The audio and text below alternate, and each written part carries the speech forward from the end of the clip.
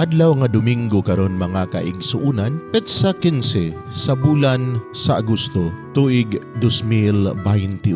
Ato karong gisaulog ang kapistahan sa Assumption.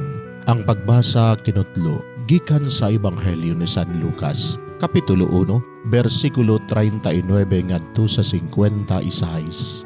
Unya nangandam si Maria ug midali pag-adto sa usa ka lungsod sa kabukiran sa Judea.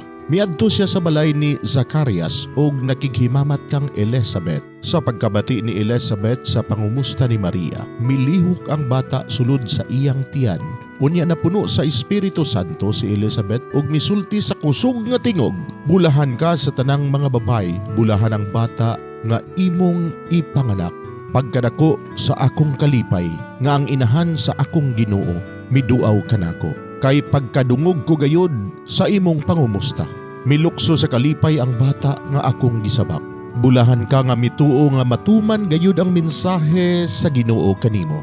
Unya miingon si Maria, "Nagdaig sa Ginoo ang akong kalag, ug nagmalipayon ako diha sa Dios nga akong manluluwas. Tungod kay nahinumdum siya kanako nga iyang ubos nga sulugoon, ug sukad karon ang tanang tao mutawag kanako og bulahan, tungod sa mga dagkong butang nga gihimo kanako sa gamhanang Dios. Balaan ang iyang ngalan."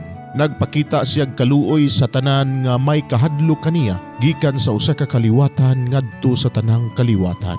Gibakyaw niya ang iyang kamot nga gamhanan ug gipatibulaag ang mga tawo nga mapahitas-on uban sa tanan nilang laraw. Gipuka niya ang mga hari nga gamhanan gikan sa ilang mga trono ug gituboy ang mga timawa. Gibusog niya sa mga maayong butang ang mga gigutom ug iyang gipapahawa nga walay dala ang mga dato. Gituman niya ang iyang saad sa atong mga katigulangan.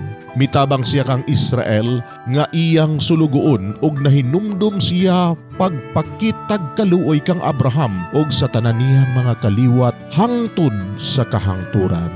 Mipuyo si Maria og mga 3 ka bulan uban kang Elizabeth ug unya mipauli sa ila. Mga igsuon ang Ebanghelyo sa Ginoo. Daygon ikaw o Kristo.